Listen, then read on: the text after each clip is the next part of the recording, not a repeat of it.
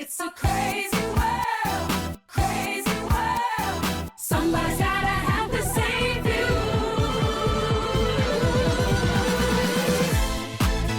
It's a crazy world. It's a crazy world. Somebody's gotta have to save you.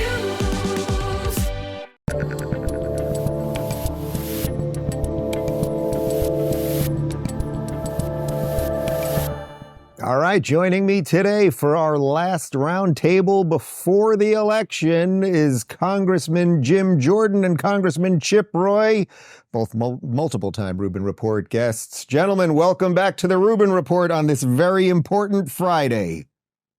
Good to be with you. Great to join you. Now, I asked you guys, I didn't want to have to say congressman every 3 seconds in this thing, so I asked you guys if I could just call you by your first name for the purposes of this. You both gave me the thumbs up. So, Chip, I got to start with you. First off, you're in a T-shirt. You look like you're in a car. There's a lot going on in the world right now. At least Jim looks like he's working. What are you doing over there? Yeah, well, we've been covering the state of Texas. I've been out helping Ted Cruz. I was at an event with him last night. We had an event right here a few miles from where I'm sitting in Dripping Springs, Texas, night before last. It's a close race, but we're working hard to try to get it across the finish line. And today, believe it or not, I was picking up a truckload of dirt because I had some trees that got assaulted by deer and I had to move and replant them. So I was doing that midday and I got stuck at the dirt place. So you get me a T-shirt for him, and now I'm wearing a Longhorn T-shirt, and my Aggie wife is going to be mad at me. You're doing the job of government and actual work at the same time. And Congressman Jordan, I take it you're at the Capitol right now, right? Well, actually, we're home. I've been traveling. I was in, I guess, 7 different states over the last 11, 12 days and got home yesterday. So, yeah, we're doing this from home and got the camera all lined up and hoping it's gonna work out. But good to be always good to be with the star of Gutfeld. I saw you the other night. I mean, you get a chance to do that. We're going to take Chip's going to come in a T-shirt. We get to hang out with the guy who was great on Gutfeld the other night. So good to be with you. Clip that and put that on the internet. All right. Well, basically, for the next half hour or 40 minutes or so, what I want to focus on more than anything else is sort of the media framing around this election, because to me, that seems to be the real fight at this point. It's not really the Republican versus Democrat thing anymore, the conservative versus liberal. It's sort of how much juice does the system have to kind of lie to people, and how many people are kind of waking up against that. So let's just dive into some of the things happening this week. We will start with the ladies at The View, and somehow they are still defending Joe Biden, calling us garbage people and Nazis and Hitler and all that stuff.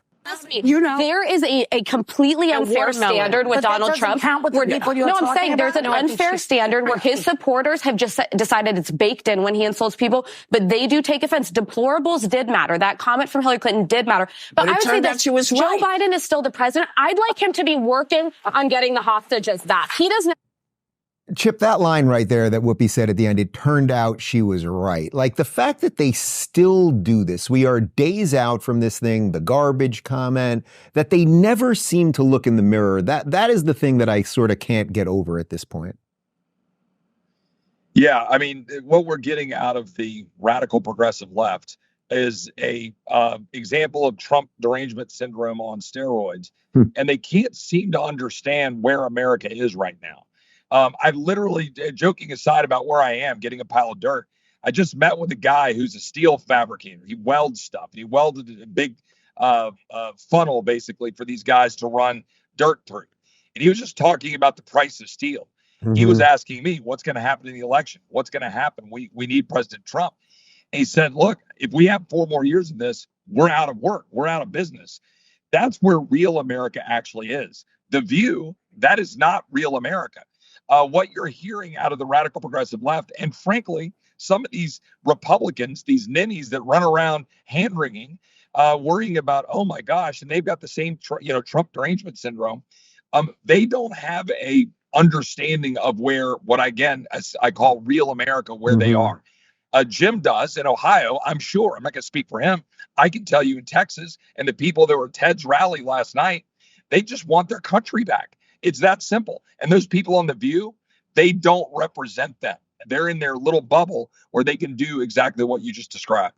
Jim, is that the crazy part that I think we're all kind of seeing right now, which is that the Trump MAGA thing at this point isn't traditionally Republican or anything else. It's just pro-America. It's just pro this guy wanting the price of steel to go down and someone making sure that we have a border. Yeah, we have something we very seldom get in American politics. We got back-to-back administrations now running for the top job. And you can do a direct comparison. I mean, under Trump, we had a secure border. Under Biden-Harris, no border. Under Trump, we had $2 gas. Under Biden-Harris, $4 gas. Under Trump, we had stable prices. Now we have record inflation. And we had safe streets. We have record crime. The FBI just revised their crime stats, I think, last week. So the country gets it. And this disdain they have for country boys and hillbillies or whatever they want to call them is just that. It's just disdain. Call us deplorables, call us whatever you want. But the country sees through it. I think about, people I run union. My dad was a union worker. My mom cleaned houses. They are 110% for Donald Trump. That is the phenomena that he has created. And I would say we are a completely different party now, Dave. We're a party that is much more populist, but still rooted in conservative principle, which is frankly where I thought we should have been all along. And Donald Trump has brought that about. I mean, I can personalize this by saying that, Jim, a couple of years, maybe 6 years ago, your guys reached out to me about doing an event with you. And I was like, oh, my God, I'm going to do something with right wing Jim Jordan. And clearly that has all bared out because we're all on the same side here. I want to jump over for a second. I would just add, Dave, I'm going to say this. Sure. Did you ever think you would see Donald Trump, Elon Musk, RFK Jr., and Tulsi Gabbard on the same team? Dave Rubin on that team, Vivek Ramaswamy, you can just keep going. It's because of the attack on liberty, the censorship, everything else. So it is a whole new coalition coming together. I called up RFK Jr. 6-7 weeks ago whenever he endorsed President Trump. And we laughed because I told him, I said, I invited him in as a witness. I invited him, Tulsi Gabbard. Mm-hmm. And I told him, I said, we took some heat for doing that. At the time, a year and a half ago, we invited me in. But I said, we look like geniuses now that this new coalition's coming together. And it's fascinating to see the change in the party. And it's rooted around common sense. It's rooted around respect for everybody. It's rooted around protecting the First Amendment, protecting free speech. And it's just fascinating to see it all happen. And we even got Hulk Hogan, which to me at the MSG rally, that was the coolest thing, seeing him come out. I want to show you this 19-second video that Mazemore put together on Twitter that I think sums up why so many of us have been censored for so long. I want to speak to you tonight about the need for us to lower the temperature in our politics. And to remember, while we may disagree, we are not enemies. We're neighbors. We're friends, co-workers, citizens, and most importantly, we're our fellow Americans. The only garbage I see floating out there is his supporters. Chip, I'm going to go out on a limb here and assume that the hypocrisy does not shock you at this point. So here's the thing. That's what we're dealing with in terms of how they view, as I said earlier, real America.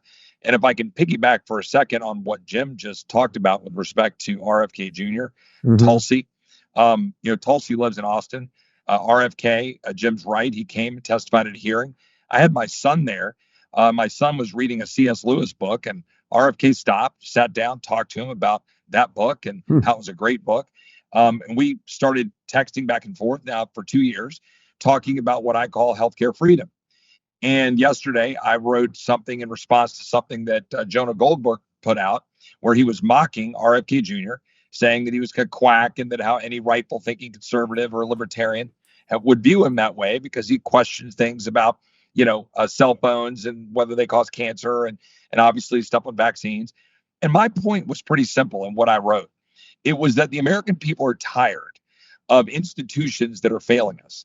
They're tired of a government that is feeding them a line of bull, telling them that, you're not going to be immune from COVID if you had the disease before, and you must take this vaccine without focusing on the reality of the impact of the vaccines, or dealing with all of the issues that RFK is properly focusing on right now with respect to what we put in our bodies, the processed food, all of those things that matter for regular Americans who are seeing cancer rates go up. I'm a cancer survivor. And all of this is relevant to what you were just saying. Joe Biden, Kamala Harris, the radical progressive Democrats, and too often old guard Republicans believe that government can make decisions for you.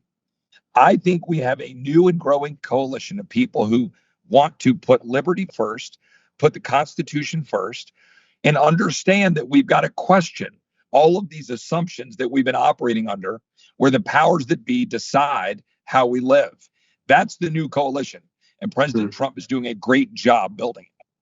So I want to show you two images of Trump this week. The man who was flipping fries last week became a garbage man this week with the Trump garbage truck. And there he is with the garbage man vest. He gave the entire speech in it. Jim, you were early in on Trump first time around and throughout the primary, obviously this time around, fully supported him the entire time. Does he just understand culture more than anyone else? I mean, is that really what the magic here is? Yeah, he has this phenomenal ability to relate to his supporters. I equate it to the coach-athlete relationship. The really good coaches are the ones where the athlete knows that the coach has their best interests at heart. Mm-hmm. And that I think President Trump's supporters have that. There's that same dynamic there. You see it at every rally when he speaks, the people there, and he'll use a line. He said, "They're coming after me because I'm fighting for you." Mm-hmm. And his supporters fully understand that. And he's just amazing in all settings. When he walked into the barbershop, I mean, I found that amazing. And when he was asked the question, I thought it was really funny when he was asked during the McDonald's when he was serving fries and stuff. One of the videos I saw, they asked him, "What's your favorite food at McDonald's?" And he kind of paused and he goes, "Well, I like it all." And the truth is he does. I've seen him eat Big Macs. I've seen him eat fries. I've seen him eat quarter pounders. So he is just straightforward, honest. And the thing with him is he is genuine. Some people may not like everything he stands for, but I certainly think he's been a tremendous president, going to be another great president when he gets his second term. But the difference between him is he's genuine.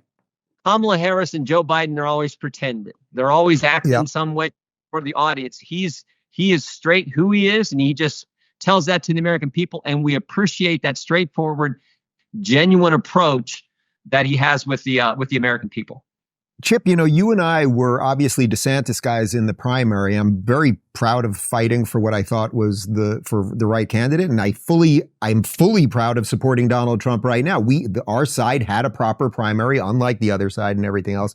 In a weird way, do you think that gives you a little extra juice in fighting for Trump now, in that we did it the right way and he is the candidate? And it's like, hey, we do it openly. You guys do it behind closed doors. Yeah, sure. I'm glad you asked that question. Jim and I were talking about this a little bit yesterday, and he and I are both good friends with our friend Thomas Massey, another Ron DeSantis supporter. I apologize not for supporting Ron DeSantis. He's a good man and a good friend. I supported Ted Cruz in 2016. I was his chief of staff. But I'm a big fan and supporter of President Trump for a lot of the reasons Jim just articulated. President Trump is, in fact, real. More importantly, Donald Trump loves America. He loves unabashed America. He loves the hardworking Americans that made America great and that he wants to make America great again. That has been who he was when he came to Washington to drain the swamp, to build the wall, and to make America great again. I believe that's the Donald Trump of today. And look, the Lord works in mysterious ways. And I truly believe that. That's not just a statement. I mean, I'm a cancer survivor. Mm-hmm. I don't know why I got through cancer and other people didn't. I believe God gave me some more time on this planet to go try to change it and make it better. And I believe that President Trump sees a little bit in the, wake of what happened in Pennsylvania with the attempted assassination. I think he is looking at what he can do over the next 4 years in a different way than he did when a little bit he was the dog that caught the car in 2016 and had to form an administration. Had to learn how bad the swamp really was. And frankly, it was worse than he even thought when he said drain the swamp. Jim knows it. Jim's been battling it for over a decade. I know it. And so, look, I'm proud of having supported Ron DeSantis. But as you said, I'm proud. I want to state here openly so everybody understands. I am proud to support Donald Trump. He is a great American and he will be a great president. And I look forward to working with him alongside Jim to accomplish good things. Not only do I agree with that, obviously, but one of the things that I've said repeatedly is one of my concerns with Trump, say a year ago, was that he was not going to be able to assemble a team properly. And yet, to Jim's point earlier and what you just said, now it's like, oh, you got Elon and you got Bobby and you got Tulsi and suddenly all these other tech people that could get involved. And it's like, now it seems like you are voting for a team, not just a man. And I just don't know that it's going to get much better this. Let's talk about home title lock for a moment, and we'll have more on the other side. I want to tell you guys about a crime happening in the United States called house stealing, also known as title theft, where criminals can transfer your home's title into their name with just a single document and wipe out your equity without you even knowing. Many of you know I recently moved to Florida, which, like all other states, has become a hotbed for these crimes. In Sarasota, Home Title Lock caught a cyber thief from New York trying to sell a family's property on a popular real estate website. The thief had fraudulently changed the title, but Home Title Lock quickly detected it and restored the title back to the rightful owner. Imagine if they hadn't been subscribed to Home Title Lock. It could have been disastrous. If you're not monitoring your title, these criminals can get away with this, leaving you, the homeowner, to deal with the aftermath in court. The best way to protect your equity is with triple lock protection from our friends at Home Title Lock. Triple Lock is 24/7 monitoring, alerts, and restoration services. Sign up today by going to HomeTitleLock.com and the promo code Rubin, and you'll get the first 30 days of triple lock protection absolutely free and a complete title scan of your home's title so you can make sure your home hasn't already been compromised. That's 30 days free and a title report for using the promo code Rubin at HomeTitleLock.com. All right, let's jump over to the other side, which is the Democrats, and they had a man who was not doing too well cognitively. They then installed this other lady. He made the garbage comment, and she kind of went against it. I'll let you decide. President Biden put this comment last night about garbage. Listen, I think that, first of all, he clarified his comments, but let me be clear. I strongly disagree with any criticism of people based on who they vote for. Wow. So is she saying that we're not all Nazis now, Jim, or is just garbage a bit much? Yeah, I think she's just reacting to the moment there. I mean, look, they've called his names on and on. I still remember what was it, a year or two ago when Joe Biden stood in front of Independence Hall and all that red, crazy background, everything going on. It was some strange speech he gave there. I think he called half the country, fascist. There is a disdain they have for us, and they do think that they're. Remember in the debate when JD was debating Tim Walz, and JD kicked his tail, did such a good job. About 2/3 of the way through the debate, I thought JD said something really, really good. He said, "I will take the common sense of the American people over the experts every time." And I feel like they just think they're better. So many of them think that Fauci thinks he's smarter than all of us. Some of these folks in the government think they're better, and that's why they're able to say, "Oh, we can tell you what you can post, what you can say, what you can tweet, what's misinformation, what's disinformation, what's malinformation." This whole censorship thing. It's because deep down, I think they think they're better than just regular Americans. And President Trump doesn't take that approach, which is so refreshing because that's the way it's supposed to be. I will tell you how bad it is. When we had that hearing, Chip was talking about this earlier as well. When we had RFK Jr. come in and testify, in that hearing, the Democrats made a motion. I think it was Debbie Wasserman Schultz. Chip may remember. But one of the Democrats made a motion to go to executive session, so that you kick everyone out and no one can hear what he's going to say. So think about it. They didn't want anyone to hear what RFK Jr. was going to testify to in a hearing on censorship. I mean, you can't make this up. That's how much they think they're smarter than the rest of us Americans. I think that is getting through to so many people. And one of the key reasons, there was a survey a week and a half ago. The top issue is inflation, which, of course, is understandable. It's the cruelest tax there is. But second on the list was the attack on the censorship issue, the attack on the First Amendment. I mean, it's number 2 on the survey. So Americans, I think, rightly understand where the left wants to go. And this new coalition coming together to push back on all these people who think they're better than us. Chip, what do you make of what seemingly is this bizarro tension between Biden and Kamala now? I mean, do you kind of buy that he actually is trying to hamper her some way because he's not happy how he got pushed out? Well, I certainly think it's obvious that Jill Biden isn't happy that Joe Biden got pushed out. And I think that there's no love lost right now between the two camps, the Biden camp and the Harris camp. All of the reporting in Washington makes clear that that's the case. But look, if you go back to what happened, you go back to the debate, it was very clear that the powers that be in the Democratic Party wanted to set Joe Biden up for failure.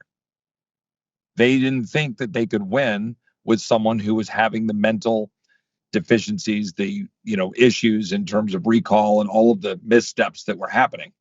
So they set that debate up, I believe, for failure, and that they could then push him aside and run with Kamala.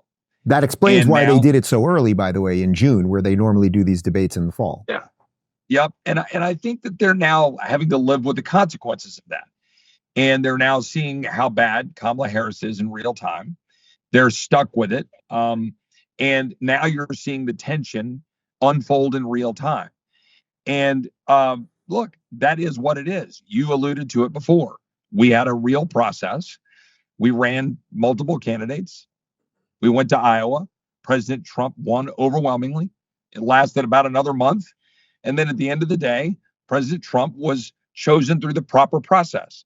He now has the backing of the vast majority of well, hopefully the American people and virtually all Republicans, because we went through that process. Mm-hmm. They tried to end run the system because they don't believe in the system.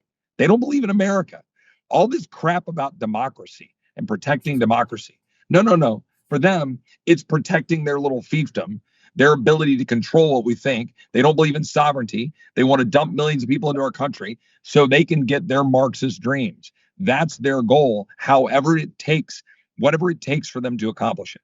And by the way, it's worth noting that it's not the first time the Republicans did the right thing during a primary process. In 2016, the entire establishment didn't want Trump, but they ran a proper primary process, and he won, and they accepted it, which is a little different than what the Democrats did with Bernie. But it's not just Kamala that's having trouble messaging this stuff.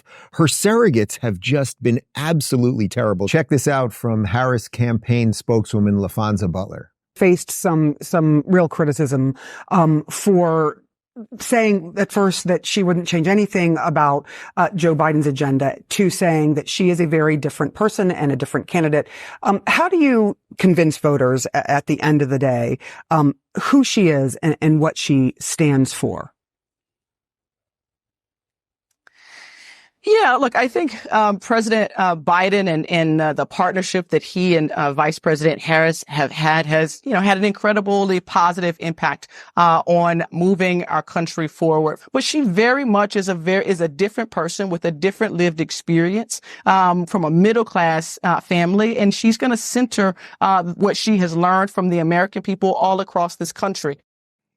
Jim, everyone says word salad when it comes to Kamala, but these surrogates, in essence, are doing the same thing. It's less, I suppose, word salad, but it's more just lived experience, middle class family. It's these sort of meaningless phrases that I don't think anyone's buying anymore. No, they're not. And Americans know what they see. They know what's happened. I mean, again, we get this direct comparison. I had a reporter ask me not too long ago, Congressman, you're always critical of the Biden-Harris administration. Is there anything good that they've done? And I actually gave it a fair shake. I thought for a second, I'm like, I can't think of one thing. Everything is worse. I mean, and everything is worse. And it was done intentionally. I mean, do you think about the border? They intentionally decided on day one. Chip knows this issue well from being down there in Texas. They decided on day one that they were going to change the key policies. And now we've had over 10 million people come in the country. So deliberate, intentional decisions made that harm the country. I think the American people see it for what it is. And that's why they always got to pretend and say one thing to one group, and whatever question is, they'll kind of go along with that question depending on who the person is. It's like Trump just gives it to you straight. He's real. He's genuine. And I think the American people respect that. And they remember how good it was just a few years ago. Chip, to that point, are you seeing anyone on the other side of the aisle? I think I've asked both of you this multiple times, but maybe something's changed. I doubt it. Are you seeing anyone on the other side of the aisle that's pushing back against this nonsense? Or is it basically just everyone's in on it? And maybe they need sort of a destruction of the party to, sort of come back in some more sensible way? Well, I'm sure Jim agrees with me. I've seen very little pushback. They walk in lockstep. We're seeing that in Texas with Colin Allred trying to run as a quote unquote moderate. And he was pretty much a Nancy Pelosi, Hakeem Jeffries, Chuck Schumer, Kamala Harris leftist all the way down, up and down the agenda, voting against HR 2, voting against the SAVE Act, voting against every one of the proper policies that we put forward.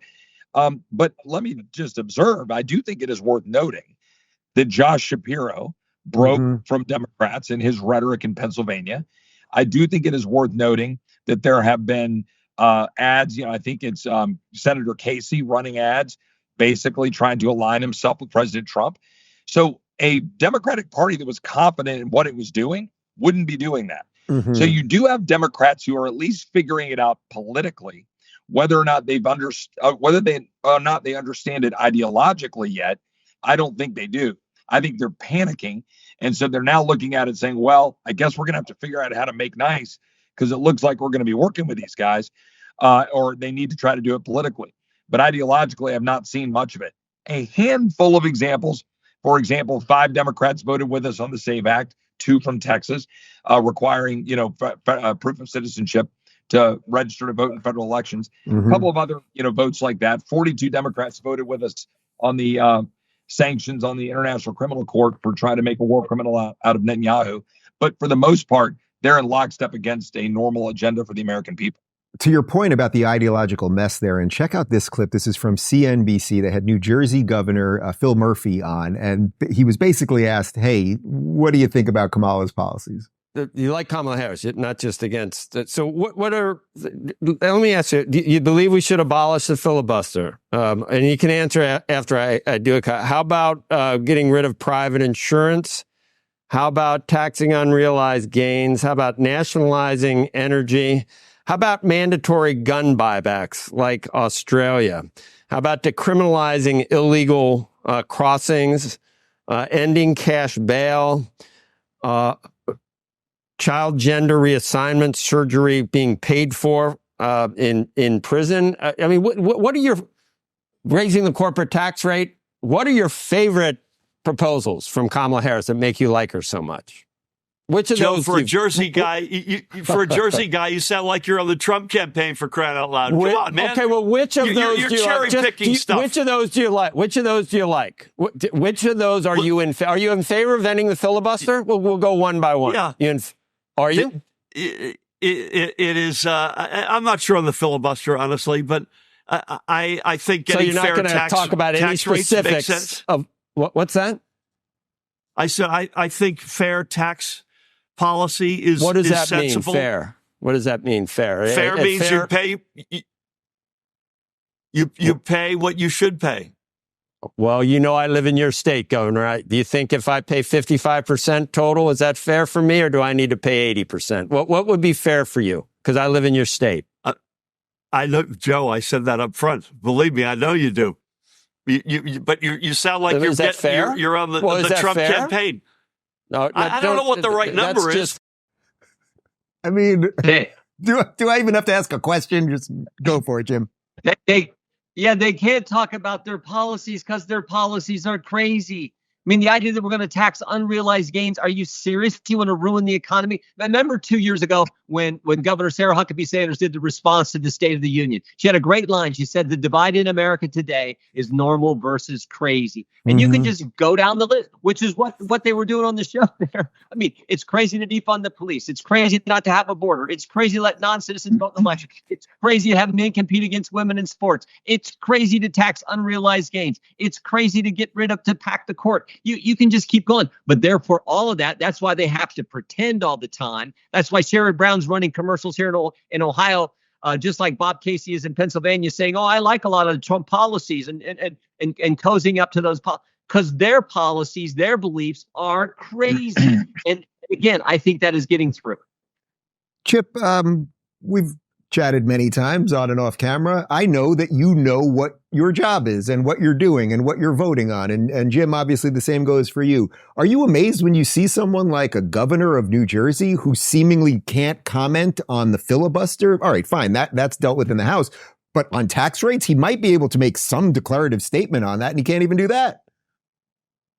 Well, they just don't actually believe in any of the policies that Kamala Harris is talking about, or if they do, meaning the candidates, right? They don't actually agree with her on these things, or if they do, they can't say it.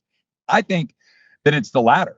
I think they're crazy and believe in these policies, but they just can't say it, and they don't like getting called out on it.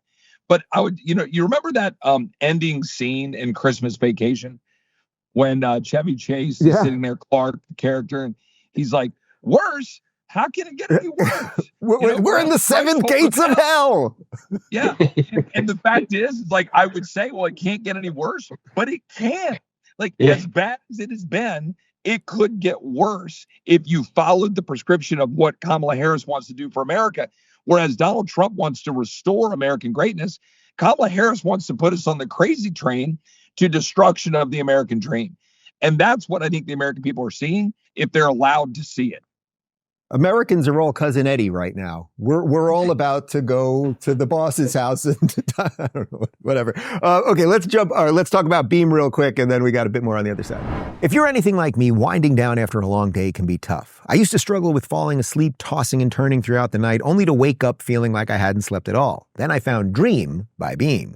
This sleep supplement not only tastes amazing, but also helps you get a deep, restful sleep you deserve. Imagine waking up refreshed without those groggy mornings or the urge to hit the snooze button a million times. Since I started using Dream, falling asleep has become effortless, and I wake up feeling genuinely rested. It's been a game changer, and I'm confident if it worked for me, it can do the same for you. Beam Dream is made of high-quality natural ingredients, has no added sugar, and is just 15 calories per serving. It also comes in delicious flavors like peanut butter, cinnamon cocoa, pumpkin spice, and apple cider donuts, so there's something for everyone. Right now, you can get early access to Beam's biggest sale ever. Just click the link below or scan the QR code on your screen. Use code Rubin at checkout for up to 50% off. Don't miss out on this limited time offer. Go to shopbeam.com/Dave Rubin and use code Rubin to start transforming your sleep tonight. Okay, let's talk about Tim Walz for a second, because if you think that Kamala is unqualified and not ready for the job and everything else, she chose a man who I cannot believe has been running a state for a couple of years now, although it's not doing particularly well, obviously, Minnesota. And here he is with his closing message to Americans. Donald Trump has descended into madness over the last few weeks. And I think some of you don't miss on this. Go do your Google on this. Donald Trump's got this big rally going at Madison Square Garden. There's a direct parallel to a big rally that happened in the mid-1930s at Madison Square Garden. And don't think that he doesn't know for 1 second exactly what they're doing there. Jim, I was at the rally. There were Israeli flags there, American flags. There were Orthodox Jews. There was literally a woman in a burqa. And that is what America is all about. These people are completely out of control. And I probably should stop saying anything else, I think, because we will get demonetized. So go ahead. Yeah, I mean, nobody buys that. And I think it's the irony to me is that Tim Walz says something ridiculous like that about President Trump and about Republicans. Meanwhile, he's the guy who set up the snitch line so that, in COVID, if you're walking your dog outside after a certain hour without a mask on, you're going to get arrested. I mean, you got to report your neighbor. You got to be kidding. I hate that so bad. This idea you're going to snitch on your neighbor for exercising their liberty and their freedom. There's so many things about Tim Walz, the way he handled the whole Minneapolis situation and say during the summer 2020. Mm-hmm. But that snitch line baloney is the worst. And then for him to turn around and say something that ridiculous, and I've said it several times, that we, the people of this great country, see through all that garbage. And it's why you're seeing every data point. Early voting, swing state polls, national polls, just the energy and enthusiasm you feel for President Trump. Every metric is moving in the right direction for President Trump and for Republicans, because people, I think, are sick of that kind of talk and those kind of actions. Well, to your point, the more that they do this, the more they seem to unify the rest of us. Listen to this from Walz. I want to get your reaction to the president's comments, but I want to put it into a larger context of your recent comment comparing the Sunday Trump rally to a Nazi rally. And I would also throw in there Obama's bitter clingers, guns and religion comment from a while back, the deplorable line from Hillary Clinton's campaign, and the way that Democrats are seen by some voters as disrespecting them. And I have to ask, does that undercut this closing message of unity from your campaign? No, certainly not. And for Tony, for me, I've represented rural areas. I've represented Democrats, Republicans, independents. Same thing with the vice president. Look, you saw a presidential speech last night at the Ellipse that is the best of America, one that's talking about unifying us, one that's talking about bringing folks to the table, one that the American tradition of disagreeing and debating, but still doing it in a respectful manner. You got to kind of admire it, Chip. He can call us Nazis and garbage people and then also tell you that they're the ones that are bringing us together. Yeah, this is the piece that I find the most offensive and the most problematic. For them to use that phrase, Nazis, right? It tells you exactly where they're coming from. Meanwhile, it is they who are walking away from Israel. It is they who are empowering Iran by lifting the sanctions, endangering Israel, endangering our national security. It is they who are sitting on a bill in the Senate that would have sanctioned the International Criminal Court for trying to make Netanyahu a war criminal. Bill, I was proud to author it. It would pass out of the Senate. But it is Chuck Schumer that's killing that. It is they who are walking away from Israel and basically trying to continue to fund the United Nations like UNRWA, which was sending all of that money to Hamas. Yep. They are the ones that are standing in the way of the people of Israel. So for them to get up and try to associate Donald Trump with Adolf Hitler and Nazism, it's offensive. And it's offensive to everyone who ever stood up and fought against the Nazi regime. Now, I don't go around hand-wringing about, oh my God, I'm offended. Neither does Donald Trump. Neither does Jim Jordan. Neither do you. But it is telling who these people are. And these are not people who believe and love in America like President Trump does. And that's why there's a movement afoot right now. That's why there's a new coalition. And that's why I'm hopeful for Tuesday. So I have one more on this Nazi nonsense because I'm completely with you. And then I want to get into some of the actual work that you guys are doing, not just the names that were being called. But the guys from Triggernometry were on Joe Rogan discussing the MSG rally. And I think this illustrates quite well how normal people are not buying the nonsense anymore. These hype up elections. Americans, you do show business in elections better than anyone. I went to that Trump rally. It's one of the greatest shows I've ever seen. You must not have watched MSNBC because it's a Nazi rally. They showed. There was so many Israeli flags there. It was unbelievable. Yeah, there was a lot of Israeli flags. Israeli flags, loads of Jews, loads of people recognize us. Super hard to call it a Nazi flag with a lot of Israeli flags. I mean, or Nazi. It's just so silly. Meeting this bullshit. But that's what they're doing. They're just trying to win. They're trying to win. But you can't. The words have meaning, Joe. They do, yeah. They're supposed to, and for a reason. And that word, it's supposed to have a very specific meaning. And it's it was a kind of a thing where, like, if someone said that about somebody, you'd go like, holy shit, I better really make sure this guy isn't that. I better really make sure this isn't that. It used to be like, oh my God, that guy's a Nazi? Like, you want to follow him, see where he's going to some secret meeting. Like, right. Oh my God, he's really a Nazi. It's so irresponsible. It really grinds my gears, that shit, man. It's just, I know you want to win, but this isn't winning. This is making the whole thing worse. Yeah, it's not good. It's not good. And it also is not good for them because all those mainstream media companies, all the MSNBCs of the world that are doing this kind of you're going to lose more and more credibility. Like, you're already hemorrhaging credibility. This is the reason why the Washington Post, why Jeff Bezos had to make that, write that article. Yeah. So we need more representation of conservative voices. We can't be just endorsing presidents because you all agree to one thing and you want to like educate the world. We're not activists. We're supposed to be journalists. This is the reason why this business is hemorrhaging money and lost amazing amounts of credibility. Like, stunning. I've never seen a time where more people have lost faith in mainstream news. Jim, putting aside the Nazi stuff for a moment, Rogan's point there about what's happening with the mainstream media versus online media, you've been at the forefront of the censorship situation for years. You discovered that actually one of my tweets was censored by the government during COVID. You get, as you told me, you get absolutely nothing. You don't get a letter. You don't get a sorry. You get nothing. It is what it is. But is that right there exactly a perfect illustration of what's going on here, that three guys who I think were smoking pot, just shooting the shit, are making a hell of a lot more sense than basically anyone on mainstream media at this point. Definitely what's going on. And as Chip knows, we've spent a bulk of our time on the committee this year trying to dig into this censorship effort and exposing what's going on. And again, I think the country's figuring it out. And I think Bezos, to some degree, by him, the Post not endorsing, saying, well, wait, we got to establish some level of get back to some level of credibility with the people of this country. So the left, the one thing I would say about this is, though, the left is not only crazy, the left has a template. They have a formula they follow all the time. The left will tell a lie. Big media will typically report the lie.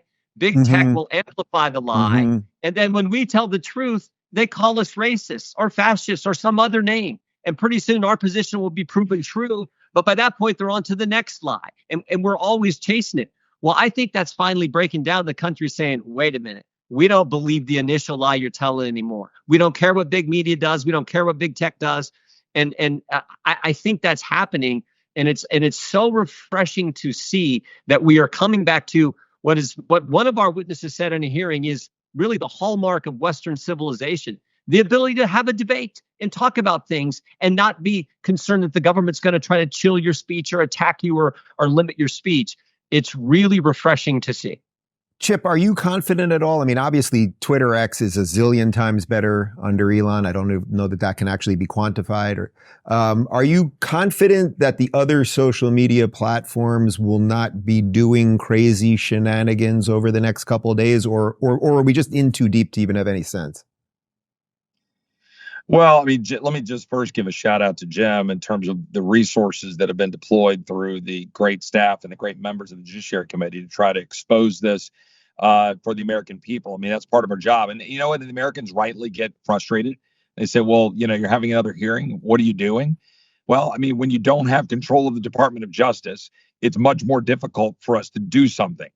Lord willing, if we take the executive branch on Tuesday and we have the House and the Senate, we need to continue to expose, but we need to do even more to root out the problem, both in terms of changing into the administration, but also having some accountability for what a lot of people have done.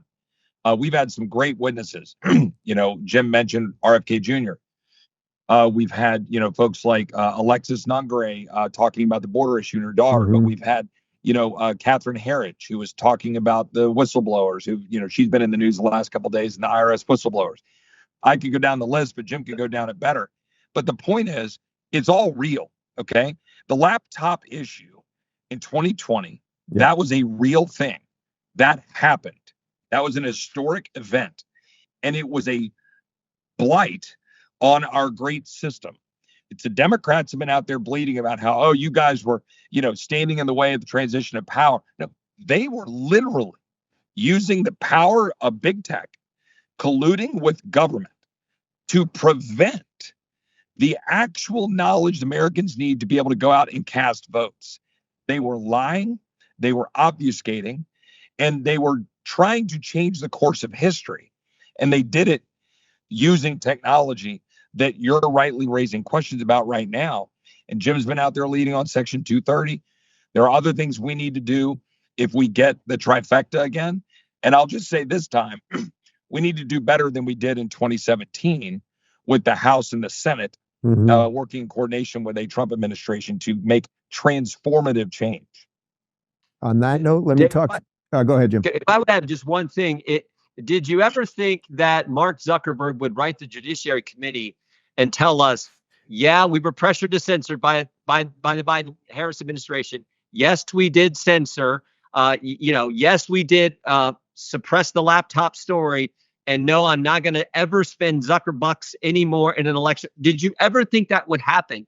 I think it happened because now they understand what's going on in the country, and this real, go figure, Americans actually like the First Amendment, for goodness sake. So I think that is a telling sign, along with this new coalition that's come together behind President Trump. I am very encouraged by it all. It's a perfect time to throw to an ad from Rumble Premium, and then we'll finish up with some of the work that you guys are doing. When Rumble first started in 2013, they built the platform for the small creator. They didn't censor or have biases. They were fair and treated all creators equally. No one thought platforms would censor political conversation or censor opinions around COVID, but they did. Facebook admitted they fell to pressure from the Biden and Harris administration. Of course, Rumble did not. They held the line. They're attacked daily for giving us a voice to talk to you. They're attacked in corporate media. They're attacked by governments like France. They're attacked by brand advertisers who refuse to work with them. Corporate America is fighting to remove free speech while Rumble is fighting to keep it. Rumble won't survive with brand advertisers alone. They don't get much of it. So watching our show is the number one way we can ask for support from you. But if you really believe in this fight and you have the means, one major way you can help Rumble survive is by joining Rumble Premium. Join the community that believes in the First Amendment and believes in our human right to free speech. Rumble is offering $10 off with promo code Rubin when you purchase an annual subscription. Go to rumble.com/premium/Rubin and use code Rubin. Like I said, if you have the means and believe in the cause, now is the time to join Rumble Premium. If you don't have the means, we're just happy if you watch us right here on Rumble.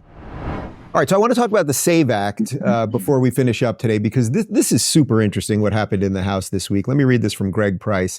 Reminder, nearly every single House Democrat voted against the SAVE Act because they assured us that it's already illegal for non-citizens to vote and that this kind of thing never happens. And the results were Republicans 216 and no Democrats said yay. And the nays were 5 Republicans and 198 Democrats. And let me just read to you a quick definition of the SAVE Act, and then I want to hear your guys' thoughts on this. The Safeguard American Voter Eligibility, SAVE Act, is a legislative measure aimed at strengthening voter eligibility verification in federal elections by requiring individuals to provide documented proof of U.S. citizenship when registering to vote. Currently, voters affirm their citizenship through a signed attestation under penalty of perjury, but the SAVE Act would mandate additional documentary proof such as a passport, real ID, or other government-issued identification that confirms U.S. citizenship. Chip, you referenced this before, so let me go to you first on this one. I mean, this seems like something that is just obvious, that nobody should be against, and yet about 200 Dems against it. What's going on here? Well, first of all, I will say, it's a team effort, but I am proud of the fact that it was my staff and my team that authored this bill. We put it together, working with great lawyers and people associated with the Trump administration, Cleta Mitchell, people like Stephen Miller, Ken Cuccinelli, others that are expert on these laws. And by doing that, we were making very clear that we should simply require that there be documentary proof of citizenship for Americans to be able to vote in federal elections. That's it. Democrats, rejoined and said, well, that's unnecessary, as you point out, right? They said, oh, this isn't necessary because it's already unlawful to vote if you're a non-citizen. But the truth is, federal law has been interpreted, I think probably wrongly, but nevertheless, it's been interpreted and is being applied to actually limit the ability of states to check citizenship. So, for example, Arizona has 2 systems, one for state and local, one for federal. They do that because they're prohibited from checking the citizenship on federal, but they do for state and local. Now we saw what happened in Virginia yesterday with the United States Supreme Court coming out and saying, hey, they thankfully overturned a lower court absurd ruling order in which they were telling Virginia that they couldn't clean off 1,500 non-citizens from their voter rolls. Glenn Youngkin said something interesting on Fox yesterday morning when he said, I'm glad the court did what they did. He was proud of Attorney General Mioris in Virginia, but that we needed to get the SAVE Act enacted into law because we need that to guarantee that only citizens vote. As you alluded to, only 5 Democrats supported it in the House, 2 of whom were Texans, by the way. I don't think that's a coincidence. And over in the Senate, Chuck Schumer has refused to move it. It's because they know this is a deadly issue for them. But more than that, politically, they don't want it. They want non-citizens to vote. That's why they've dumped 5.5 million people into the United States plus 2 million gotaways. It's purposeful. Jim, I take it. Well, that you agree with the sentiment there. Well, do you have, anything? Chip's being humble. He did a tremendous amount of work on the SAVE Act. Chuck Schumer just won't bring it up. It's no accident that Chuck Schumer won't bring it up. Oh, we don't need it. But, then the Civil Rights Division of the Justice Department goes around and starts suing states like Virginia. The Secretary of State in Ohio got a letter. He called me 2.5 weeks ago and said, hey, I just got a letter from the Civil Rights Division saying we can't clean up our voter rolls like we've been doing within this 90 days before an election. This is what's happening. So I don't think that's any accident. But again, someone said they didn't let millions of people in the country for nothing. So this is the scary part. All the metrics and the measurements and data all point in a good direction for Republicans. But there is this concern about millions of people who come into the country. And the Civil Rights Division is telling Secretary of States and governors, you can't keep non-citizens off your voter registration roll. You got to be kidding me. And Chuck Schumer won't bring the bill up. That should tell us everything about where the Democrat Party is. So one more clip for you guys. It is a quote unquote joke by quote unquote comedian Jimmy Kimmel. I don't know if you guys know about this, but we have an election coming up on. I feel pretty relaxed about it. I've really been enjoying the week. It's in times like these, it's important to remember that cannabis is legal in our state. But you have to vote. If you can vote early, vote early. If you can't vote early, vote on time. If you want to vote for Trump, vote late, vote very late. You're voting on Thursday or maybe Friday. All right. I don't know that I need you guys to comment on the comedy. I do want to say that I will be voting no, since he mentioned cannabis. I personally will be voting no on Amendment 3 here in Florida to legalize marijuana. It's a complete boondoggle, even if you're for marijuana and all of that stuff. We'll discuss that actually, I think, on Monday with Governor DeSantis live on the show.